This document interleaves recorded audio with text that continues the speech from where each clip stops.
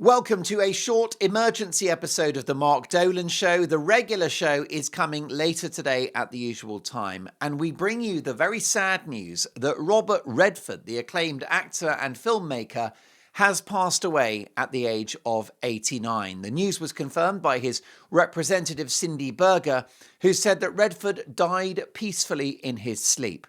Rising to fame in the late 1960s, Robert Redford quickly became one of Hollywood's most recognisable leading men, and he now absolutely stands and exists as an icon of American cinema.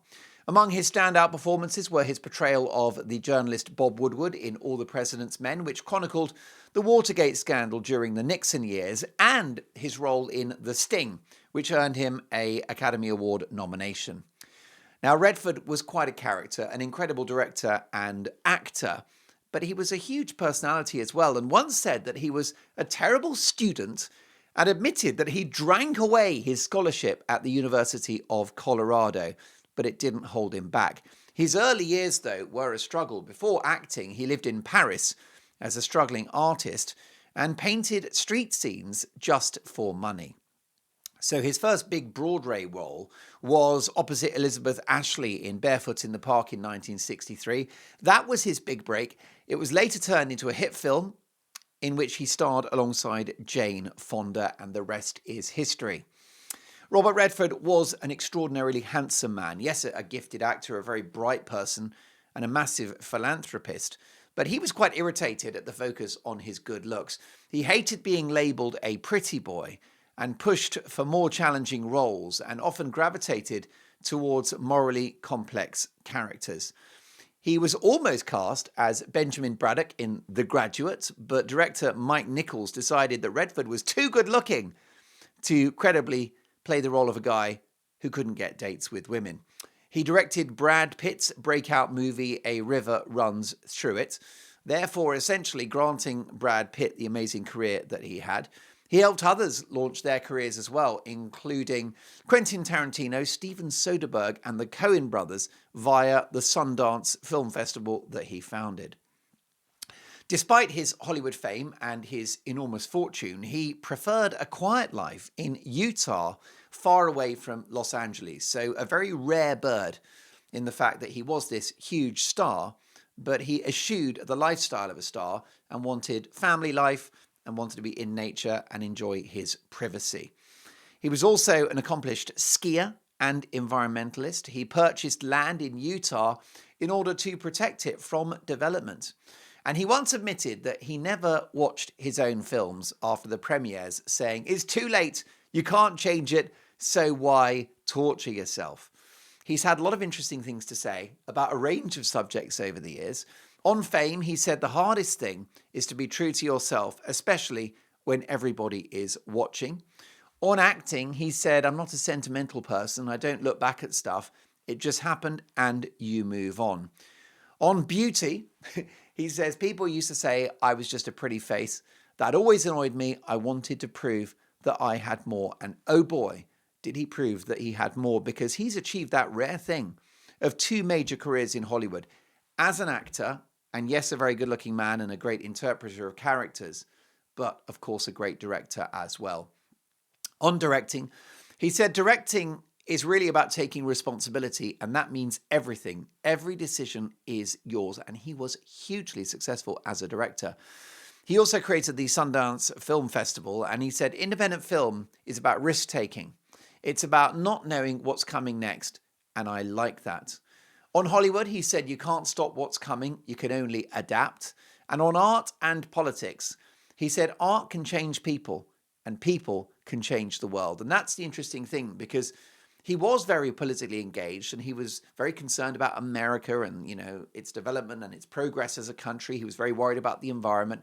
He was a big humanitarian, but he decided to use his platform as an actor and a director rather than overtly entering politics, which is why he's managed to be quite a unifying figure and not divisive like some other actors that we could mention who have been overtly partisan, whether that's left or right. For some reason, Robert Redford has been able to achieve the middle ground. So many great stories about him. In the 1970s, He was such a sex symbol that Esquire magazine dubbed him the thinking woman's pin-up. Paul Newman once joked about their friendship. People always asked, who was prettier, said Newman. I always said, it was Redford. Redford admitted that his children teased him by saying he played the same character in every movie, the quiet guy who rides off into the sunset. Of course, there was so much more to him than that. Now, he was born Charles Robert Redford Jr., and he was born in on August the 18th in 1936 in Santa Monica, California, and largely raised in Los Angeles, and of English, Irish, and Scottish ancestry, hence the fair hair, the freckles, and the very European features. He attended the University of Colorado, but dropped out after, as we mentioned before, heavy drinking got him in trouble. He was actually thrown out of university, and I've got to say that for a lot of Hollywood icons, it's a bit of a badge of honor to get thrown out of uni because it seems to predicate a very successful career. He studied art in Paris at the Pratt Institute, and he also got into his acting training. So his breakthrough TV role was in Maverick in 1960, and he starred in a play called Tall Story in Broadway in 1959, which was a big hit as well. The film breakthrough, Inside Daisy Glover, 1965, winning a Golden Globe for New Star of the Year. Well, how prescient was that? The massive hits, well, Butch Cassidy and the Sundance Kid in 1969 with Paul Newman. That's arguably the two most handsome men the world has ever seen in one picture. How could it not be a hit? It's a truly memorable film, an absolute bona fide classic. We've got The Sting in 1973, also with Paul Newman, which won Best Picture. The Way We Were, 1973, opposite Barbra Streisand. All the President's Men in 76. The Natural in 84. Out of Africa with Meryl Streep in 85. The hits keep on coming. It's quite extraordinary, and really you'd need an hour or 2 hours to cover the sheer depth of his career. But it's worth mentioning the directing as well. He directed Ordinary People, which won an Academy Award for Best Director. Quite a vote of confidence given the fact that previously he was seen only as an actor.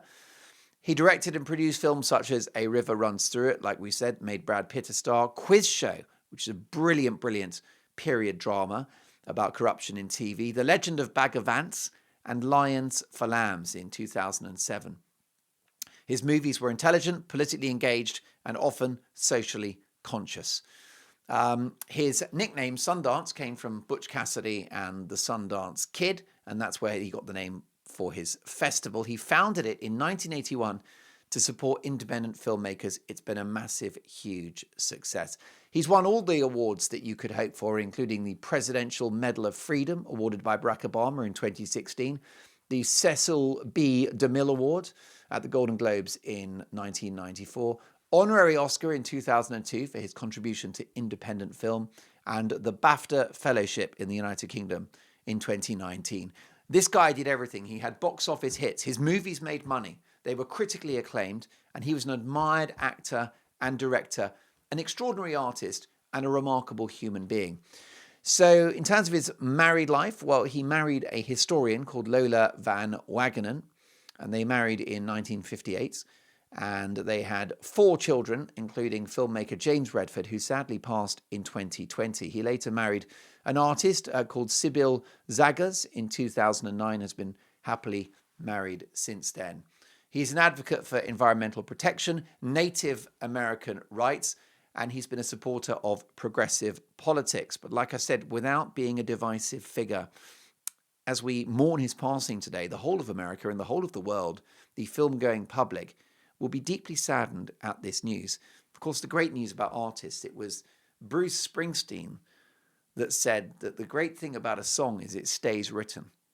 And the great thing about Robert Redford's movies and his TV shows is that they remain in public circulation. And we'll be watching Robert Redford on the silver screen, his directed films and the ones he starred in, for the foreseeable future.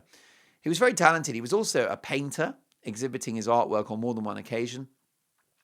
And he had a lot going on in the background. He was briefly a Major League Baseball prospect, but lost his scholarship at Colorado due to, as we mentioned, his partying lifestyle. Good to know he was also a human being. it is a remarkable life and a remarkable career. So it's a sad day for America and the world, a sad day for cinema. Robert Redford, may you rest in peace.